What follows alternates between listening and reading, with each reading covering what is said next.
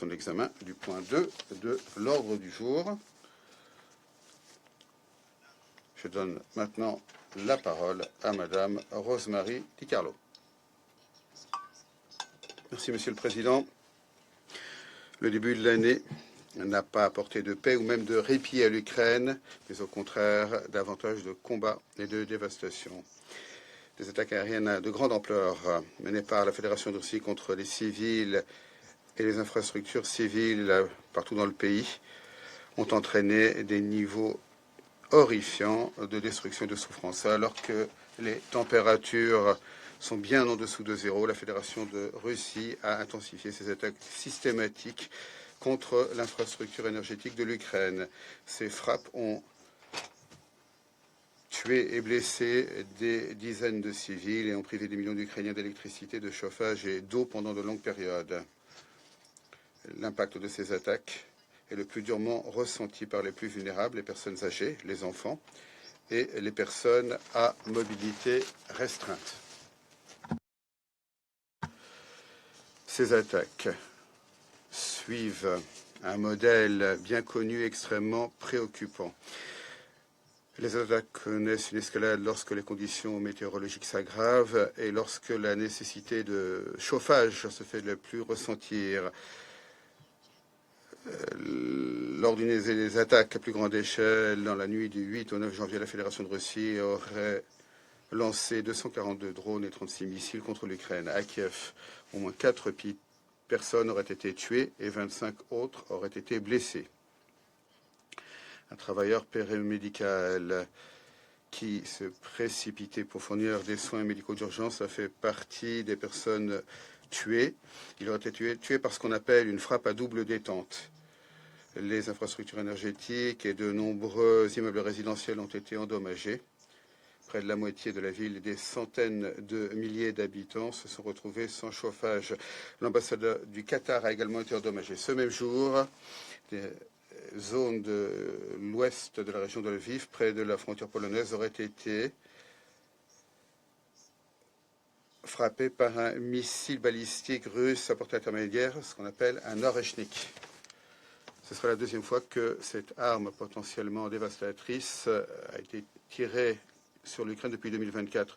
Le système Oreshnik serait capable d'emporter des armes nucléaires, ce qui avive les préoccupations concernant son déploiement. Selon les autorités ukrainiennes, la frappe a endommagé des gazoducs, ce qui provoque davantage de préoccupations concernant les risques pour les infrastructures civiles critiques. Le 8 janvier également, 2 navires civils sous pavillon étranger ont été frappés par des drones russes dans la région d'Odessa. Le 7 janvier, des frappes russes dans les régions de Dnipropetrovsk et Zaporizhia auraient laissé plus d'1 million de personnes sans eau courante ou chauffage. À Kryvyi Rih, 17 personnes, y compris des enfants, auraient été blessées lorsque des missiles et des drones ont frappé des immeubles résidentiels et autres infrastructures civiles. Et dans la région d'Odessa, 2 personnes auraient été tuées et 8 autres auraient été blessées dans une attaque contre 2 ports. Des installations de stockage d'huile de cuisine et des conteneurs ont été endommagés. Odessa a à nouveau été frappée hier. Il s'agit de la dernière frappe d'une toute une série d'escalades préoccupantes visant les infrastructures portuaires et la navigation commerciale de l'Ukraine. Ces dernières semaines, les victimes civiles et d'importants dommages pour les infrastructures critiques ont également signalé dans les régions de Kherson, Donetsk, Kharkiv et Soumy.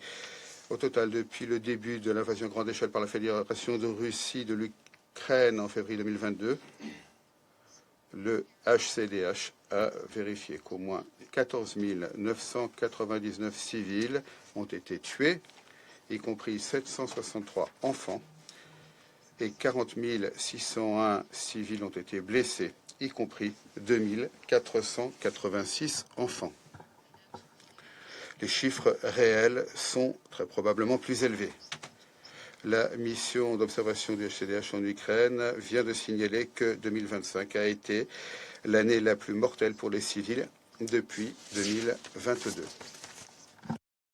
Monsieur le Président, l'intérieur de la Fédération de Russie, les autorités locales continuent à signaler des victimes civiles et des dommages portés aux infrastructures civiles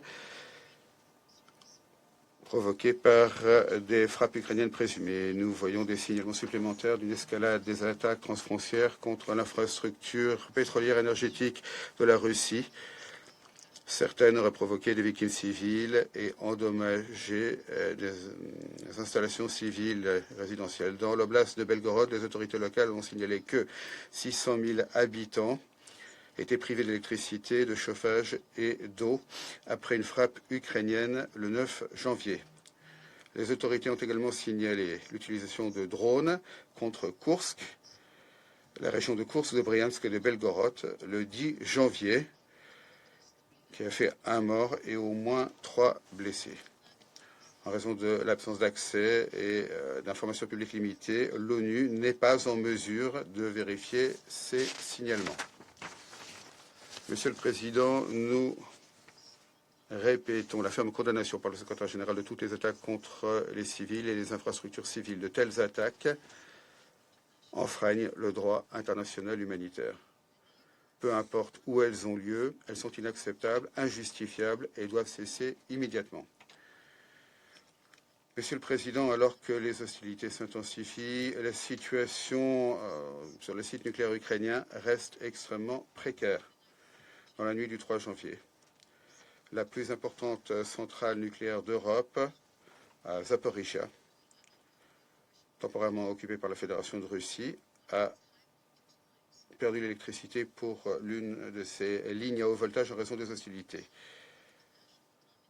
Au cours de la semaine écoulée, une écope de l'AIEA au site a signalé une augmentation importante de l'activité militaire dans les zones autour de la centrale, y compris des explosions qui ont entendu près de la centrale.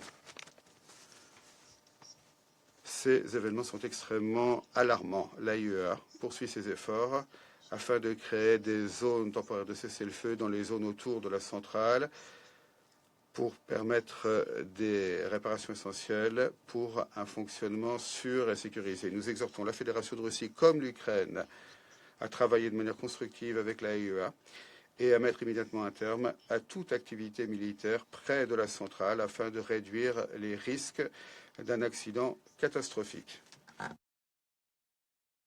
Monsieur le Président, dans à peine plus d'un mois, nous commémorons le 4e anniversaire du début de l'invasion à grande échelle par la Fédération de Russie de l'Ukraine.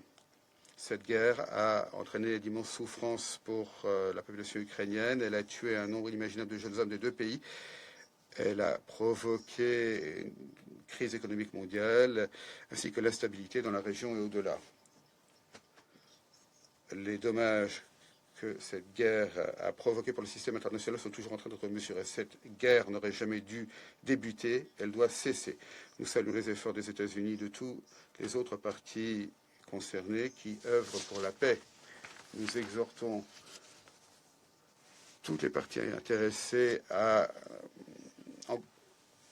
encourager ce travail essentiel, notamment grâce à des mesures concrètes pour la désescalade, pour mettre un terme aux attaques en cours contre les civils en Ukraine, en Fédération de Russie, et pour créer des paramètres clairs pour mettre un terme à ce conflit dévastateur. Nous réaffirmons les appels répétés du secrétaire général en faveur d'un cessez-le-feu immédiat, intégral et inconditionnel. Première mesure pour parvenir à une paix juste, durable et globale, reposant sur le respect du droit international et les principes de la Charte des Nations Unies.